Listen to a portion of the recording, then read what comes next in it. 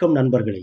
ஒவ்வொரு நாளும் போராடு, உன்னை நினைத்தே முன்னேறு, நாம் என்ற நம்பிக்கையோடு நடைபோடு, லட்சியத்தை அடைந்தால் நீயும் ஒரு வரலாறு. கழுதை ஒன்று பாழும் கிணத்திலே தவறி விழுந்துவிட்டது. அந்த கழுதையினால் தப்பித்து மேலே வர முடியவில்லை. ஓலமிட்டு கத்துகிறது.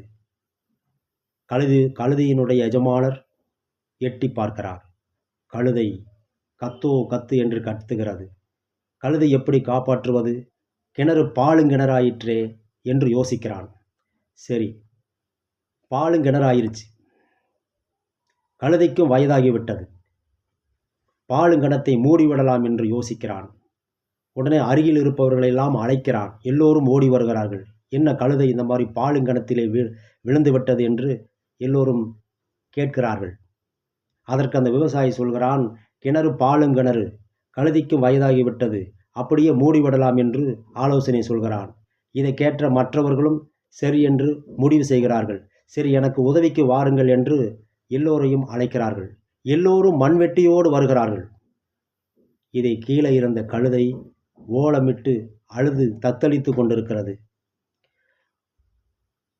மண்வெட்டியோடு வந்தவர்கள் எல்லாம் சேர்ந்து இந்த மண்ணை ஒரு சுமை எடுத்து அள்ளி போடுகிறார்கள். அள்ளி போடுகிறார்கள். ஒரு கொஞ்ச நேரம் கழித்து பார்த்தால் சத்தம் அடங்கிவிட்டது. விவசாயி கழுதை இறந்து விட்டது என்று எட்டி பார்க்கிறான். ஆனால் கழுதை என்ன செய்து கொண்டிருக்கிறது தெரியுமா?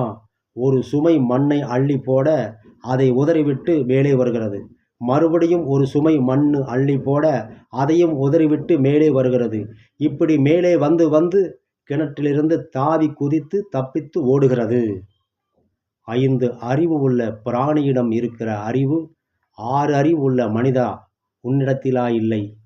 ஒவ்வொரு நாளும் போராடு, உன்னை நினைத்தே முன்னேறு, நாம் என்ற நம்பிக்கையோடு போராடு, லட்சியத்தை அடைந்தால் நீயும் ஒரு வரலாறு.